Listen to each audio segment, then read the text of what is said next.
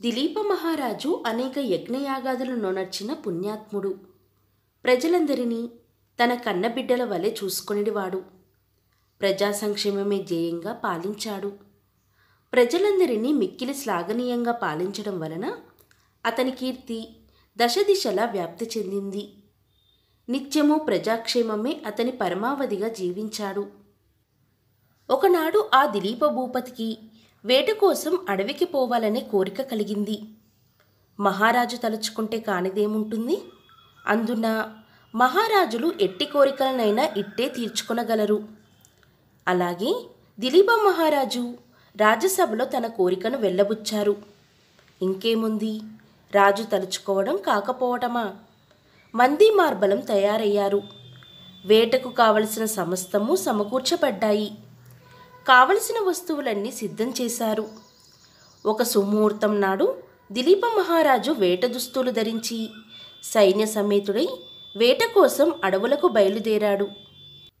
దిలీప మహారాజు వేట కోసమే ఎంచుకున్న అడవి మిక్కిలి క్రూర జంతువులమయమైనది మరియు భయంకరమైనది. దట్టమైన అరణ్యం నుండి క్రూర జంతువులు సమీప గ్రామములపై పడి పశువులను మనుషులను చంపి నానా బీభత్స భయోత్పాతములను సృష్టించసాగాయి. కనుకని దిలీప మహారాజు వేటకు వెళ్ళాలని నిశ్చయించుకున్నాడు. అడవి సమీపమందున్న గ్రామాలకు క్రూర జంతువుల బెడద తప్పించాలనుకున్నాడు. ఆ గ్రామ ప్రజల ముఖాలలో సుఖ సంతోషాలు ఆనందాలు వెల్లివిరుస్తూ ఉంటే చూసి ముచ్చట పడదామనుకున్నాడు. దాని పర్యావసానమే ఈ వేట. అరణ్యంలోనికి ప్రవేశించిన దిలీప మహారాజు క్రూరమృగాలకు కనబడకుండా చెట్ల చాటున పొదల మాటున రహస్యంగా పొంచి ఉండి కనిపించిన క్రూరమృగాలన్నింటినీ చంపసాగాడు. అతని పరివారము కూడా అదే పనిలో నిమగ్నమయ్యారు. ఈ విధముగా వారా అడవి యందు కొన్ని దినములుండి లెక్కలేనన్ని క్రూరమృగాలను వధించారు. దిలీపుడు ఒకనాడొక మృగముపై బాణము వేయగా అది తప్పించుకొని పారిపోయింది. దిలీపుడు పట్టు విడవక దానిని వెంబడిస్తూ పరిగెత్తసాగాడు. ముందు మృగము, దాని వెనుక దిలీపుడు వెంట అతని పరివారమంతా పరిగెత్తసాగింది. పారిపోయిన మృగము పరుగు పరుగున ఒక దట్టమైన కీకారణ్యమున ప్రవేశించింది. పరిగెత్తిన దిలీపుడు అలసిపోయాడు. దాహం కోసం చుట్టూరా చూశాడు. పరివారమంతా నీటి కోసం వెతుకులాట ప్రారంభించారు. వెతకగా వారికి సమీపమందొక సరస్సు కనిపించింది. బ్రతుకు జీవుడా అంటూ దిలీపుడు అతని పరివారమంతా కడుపు నిండా నీరు త్రాగి దాహం తీర్చుకున్నారు. అదే సమయంలో కొన్ని మృగాలు కూడా దాహం తీర్చుకోవడానికి ఆ సరస్సును ప్రవేశించాయి. ఇది గమనించిన దిలీపుడు అతని పరివారమంతా వాటినన్నిటినీ చంపి చిత్రాది చిత్రమైన వాటి చర్మాలను ఒలిపించి తమ గుర్రాలపై వేసుకుని అందరూ తిరుగు ప్రయాణం కట్టారు. వేట నుండి తిరిగి వస్తున్న దిలీప మహారాజుకు మార్గమధ్యంలో ఒక వృద్ధ బ్రాహ్మణుడు ఎదురయ్యాడు. సద్బ్రాహ్మణుడైన ఆ వృద్ధ బ్రాహ్మణుడు మిక్కిలి బ్రహ్మ తేజస్సుతో వెలిగిపోతున్నాడు. అతడు సర్వజ్ఞానిలా ప్రకాశిస్తున్నాడు. ఆ వృద్ధ బ్రాహ్మణుని ముఖవచ్చస్సునందలి బ్రహ్మ తేజస్సుకు ఎవరైనా ఆకర్షితులు కావలసిందే. ఆ వృద్ధుడు అంతటి ముఖారవిందంతో అలలారుతున్నాడు. అతని ముఖం చూడగానే ఎవరికైనా చెయ్యెత్తి నమస్కరించాలనే భావన పుడుతుంది.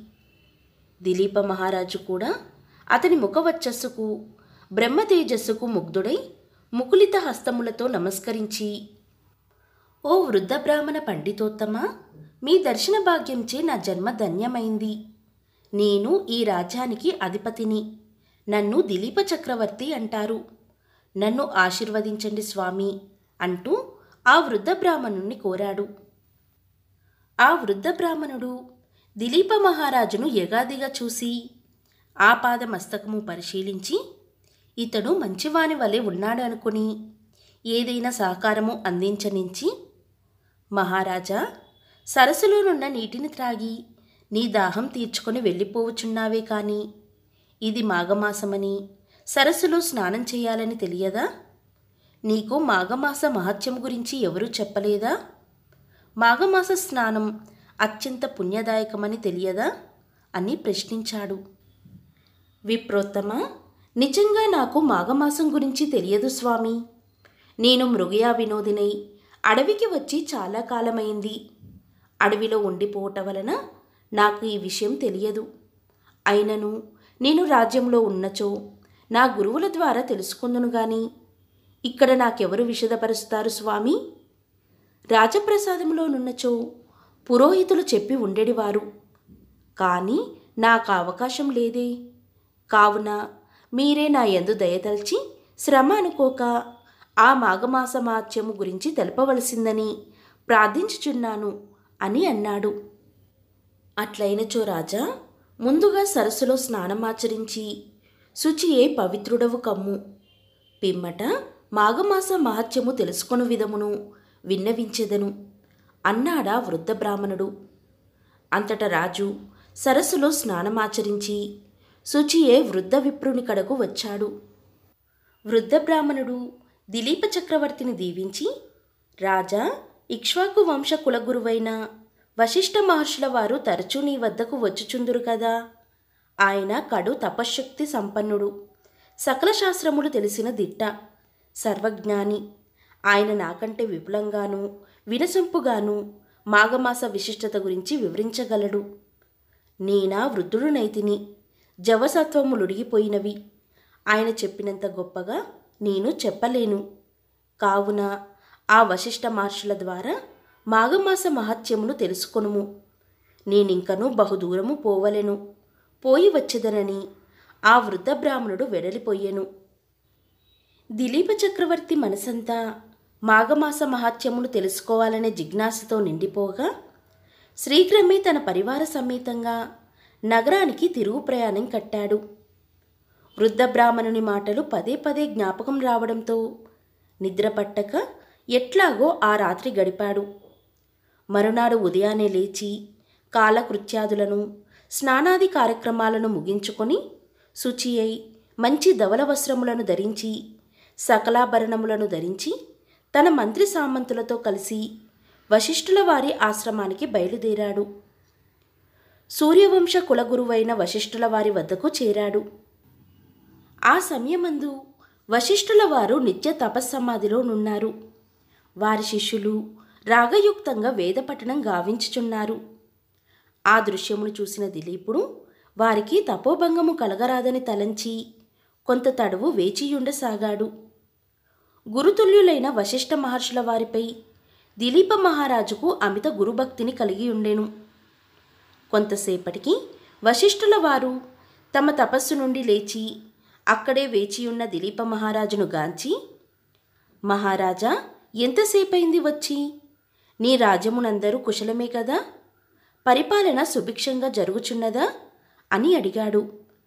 మహారాజును ఉచితాసనంపై కూర్చొండ నియోగించి, రాజా, నీ రాకకు కారణమేమిటో తెలుసుకోవచ్చునా అని అడిగాడు. వశిష్ఠ మహర్షి, మీరు మాకు గురుతుల్యులు. మీ ద్వారా నేను అనేక పుణ్యకథలను విన్నాను. లెక్కలేనన్ని శుభకార్యములను నాచే చేయించినారు. రామాయణ, భారత, భాగవతాది ఇతిహాసాలనెన్నింటినో తెలియపరిచిన మహానుభావులు. కానీ నాకు మాఘమాస మహాత్మ్యమును గాని దాని విధి విధానాలు ధర్మములు నేనింతవరకు మీ నుండి వినియుండలేదు. కావున మీరు నా యందు దయతలిచి మాఘమాస మహాత్మ్యం, ఆ మాసములో చేయదగు విధి విధానాలను ధర్మములను మాఘమాస విశిష్టతలను వివరింపమని వేడుకుంటున్నాను అన్నాడు మహారాజు. దిలీప చక్రవర్తి, నీ కోరిక కడు సమంజసంగానున్నది.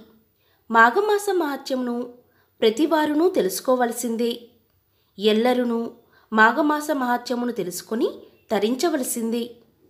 అయితే నాకు తెలిసినంతవరకు మాఘమాస మహాత్మ్యమును తెలిపెదను. నిజానికి దీని మహాత్మ్యమును తెలుసుకొనుట ఎవరితరము కాదు. ఈ మాఘమాస నదీ స్నానము అత్యంత ఫలదాయకము. ఈ మాసములో నదీ స్నానము చేయుట వల్ల లభించు పుణ్యఫలమును మరి ఏ యజ్ఞయాగాదులు క్రతువులు చేసినను లభించదు. ఈ మాసమునందు మనుషులు చేయు నదీ స్నానం వలన అత్యంత పుణ్యాప్తులవుతున్నారు. ఈ మాఘమాసం ఒక ప్రత్యేకతను సంతరించుకున్నది. ఒక్క నదీ స్నానం వలనని మనుష్యులు కడు పుణ్యాత్ములై పుణ్యలోక ప్రాప్తిని పొందెదరు. ఈ మాఘమాస స్నానము శాశ్వత స్వర్గలోక ప్రాప్తిని ఇచ్చును. అంతియే కాని ఇతర యజ్ఞయాగాదుల వలె తాత్కాలిక ఫలితమును ఇవ్వదు. శాశ్వత స్వర్గలోక ప్రాప్తిని పొందవలెనన్నా మాఘమాస నదీ స్నానం ఒక్కటే తరుణోపాయము. మరే ఇతర పుణ్యకార్యముల వలన ఇది సాధ్యం కాదు.